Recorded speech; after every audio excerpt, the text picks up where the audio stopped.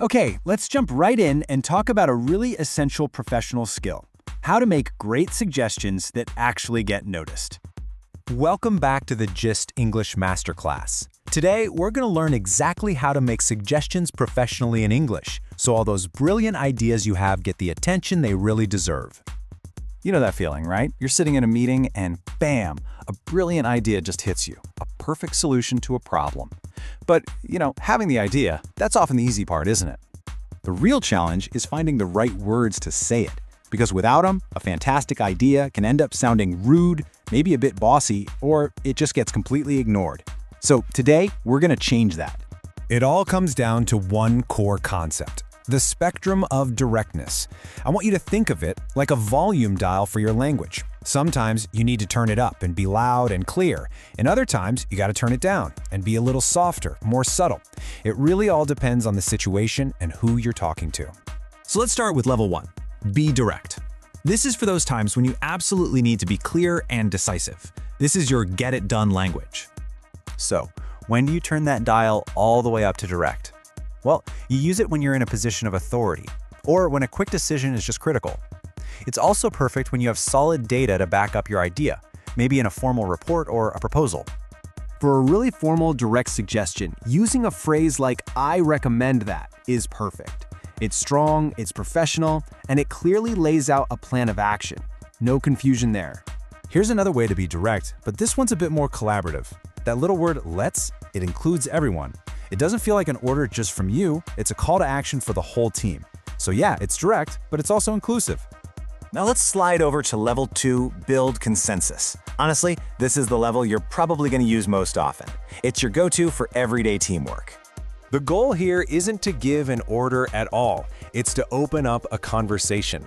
These phrases are designed to make your idea sound like a possibility and to basically ask your colleagues, hey, what do you all think about this? You see that magic word there, could? It changes everything. It's not "we must" or "we will," it's "we could." It presents your idea as just one of many options on the table, which feels so much more collaborative.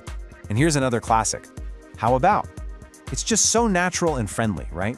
It turns a suggestion into an invitation.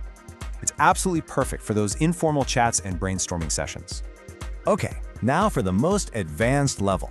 Level 3, show finesse. This is for when you need to be extra polite and diplomatic, especially when you're talking to your boss or dealing with a kind of sensitive topic.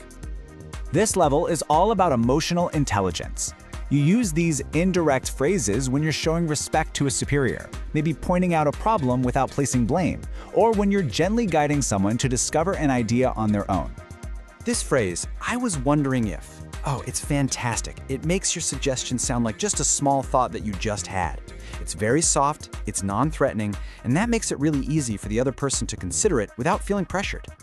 Similarly, have you considered is incredibly effective. It doesn't tell your boss what to do. Instead, it asks a question that gently guides their thinking. You're not just giving them the answer, you're helping them find it. So, we have level 1 for being direct, level 2 for teamwork, and level 3 for diplomacy. Which of course brings us to the big question: how do you choose the right one in the moment? Well, let's put it all together. Think of this as your personal playbook, a simple little guide to help you choose your words perfectly every time. Okay, let's break this down. If your goal is to give a clear order, you go to level 1 and use a direct phrase like "we need to." If you're proposing an idea to your team, you stay in that neutral zone, level 2, with something like "what about?" And if you're carefully guiding a manager, you use the finesse of level 3 with something like "I was thinking we could possibly..." It's really that simple. And this is really what it all comes down to. The most important takeaway is this: your goal isn't just to make your suggestion heard, it's to make it welcomed. Choosing the right words builds trust and makes people want to collaborate with you. So now you've got it all: the spectrum, the 3 levels in the playbook. You're totally ready to go into any meeting or conversation and share your fantastic ideas with skill and with confidence. Start practicing these phrases, and I promise you, you'll see a big difference in how your ideas are received. See you in the next class.